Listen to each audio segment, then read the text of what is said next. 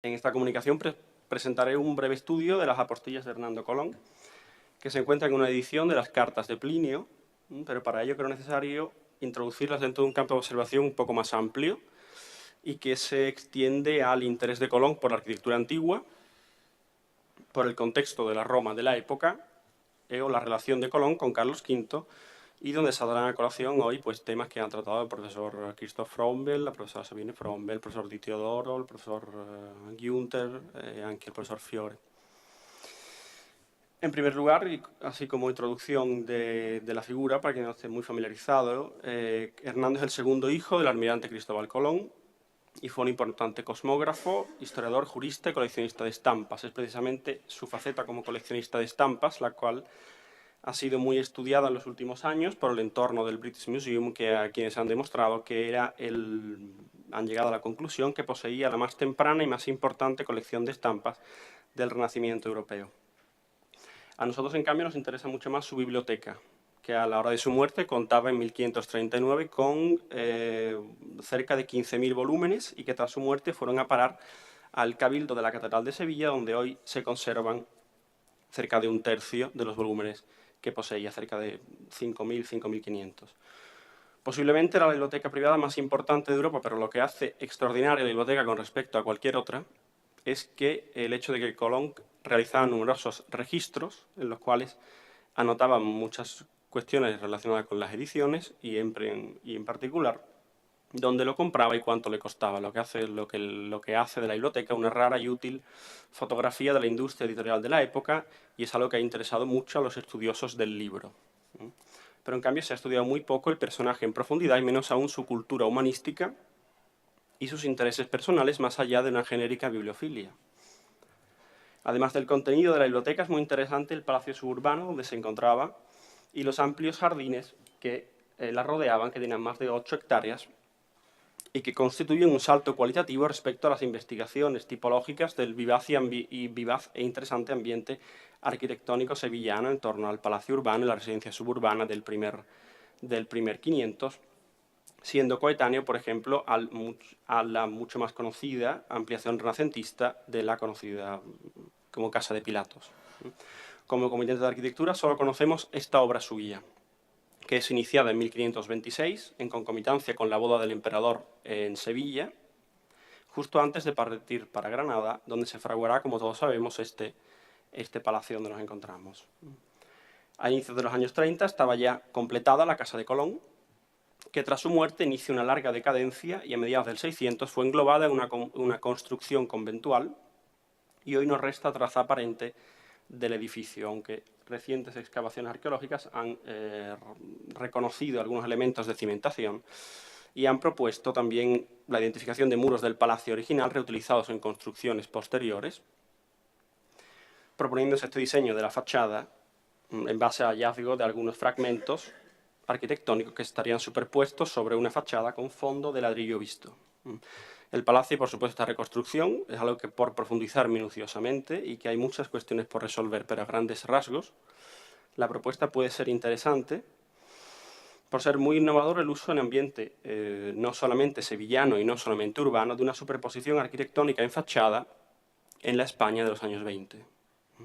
A su vez, el edificio puede estar relacionado con una primera impresión con la ilustración jocondiana de la Domus, que a Colón le interesa particularmente esa página del Tratado de Vitruvio, como veremos más adelante, pero también está relacionada quizás con numerosas experiencias romanas, donde el uso de la pilastra para la composición arquitectónica de la fachada de un palacio, incluso sobre fondo latericio, era muy difusa desde finales del 400. Tras esta inicial introducción sobre el personaje y su palacio, resulta interesante interrogarnos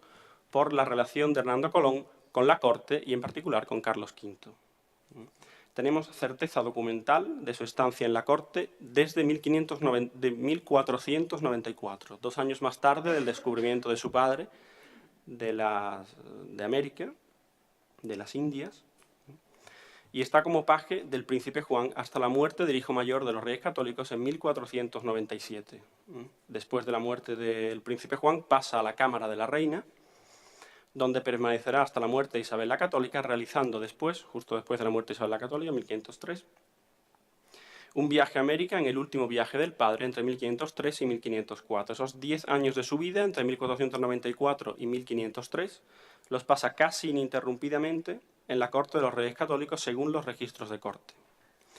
y bajo la cuidada educación que se les daba a los hijos de los más nobles personajes españoles por parte de los humanistas ligados a ella, como Pedro Mártir de Anguería. Y en esa restringida escuela de los reyes católicos habría coincidido, por ejemplo, con Luis Hurtado de Mendoza, prácticamente de la misma edad, nacido solamente un año después, de la misma generación, también poseedor de una importante biblioteca y con que habría podido entrar en interesantes debates con su cultura humanística. De su estancia en la corte me ha llamado particularmente la atención como en el único escrito que se publica de Hernando Colón, no obstante realiza otros numerosos escritos que han permanecido manuscritos en su biblioteca, que es la historia de su padre, la biografía de su padre, editada en Venecia en 1571. El propio Hernando cuenta cómo él está en Granada cuando su padre llega desde Sevilla de su tercer viaje en 1500 y se encuentra con los reyes católicos en la Alhambra para rendir cuentas y pleitesía y preparar el cuarto viaje, y donde Hernando menciona expresamente un episodio que tiene lugar en el patio de la Alhambra y que él observa con sus propios ojos, por lo que debía de conocer muy bien la fortaleza y los palacios nazaríes. Después de morir la reina y Cristóbal Colón, le son confirmados a los dos hermanos, Diego y Hernando, sus derechos sobre las aún pocas tierras conquistadas por su padre, y ambos viajan juntos a la Española, pero allí ven que sus derechos y privilegios no les son reconocidos, vienen violados, según su denuncia, y a los pocos meses Hernando vuelve de América y se asienta en Sevilla en 1509, conservándose el testimonio que viaja ya con 200 libros, que serán el núcleo inicial de su biblioteca y que seguramente entonces estaría compuesto por los libros del padre, que aún hoy se conservan muy apostillados por Cristóbal en su biblioteca. Desde su regreso de América, Hernando Colón se dedica a estudios jurídicos en relación al descubrimiento, pero en esos años destaca su estancia en Roma casi ininterrumpida desde 1512 a 1516, y que me interesaría particularmente profundizar a partir de ahora. Colón se cuenta en Roma en relación a los derechos de su familia por las nuevas tierras que se están descubriendo, más allá de las que estrictamente descubrió su padre, y esta estancia en Roma es algo que nunca ha sido subrayado ni profundizado por los historiadores del personaje. Tras la actitud recelosa y poco favorecedora de Fernando el Católico para el clan colombino, Carlos V, en cambio, demuestra, desde el inicio de su reinado, favorecer en gran medida a los Colón desde antes de su llegada a España en 1517. Y así Hernando Colón será un habitual seguidor de la corte itinerante del emperador, quien demuestra gran cercanía y aprecio por las capacidades de Hernando, tanto intelectuales como su habilidad como cosmógrafo sobre todo. En ese preciso año, en 1517, el emperador acepta la proposición de Hernando para realizar la titánica obra de la cosmografía de toda España,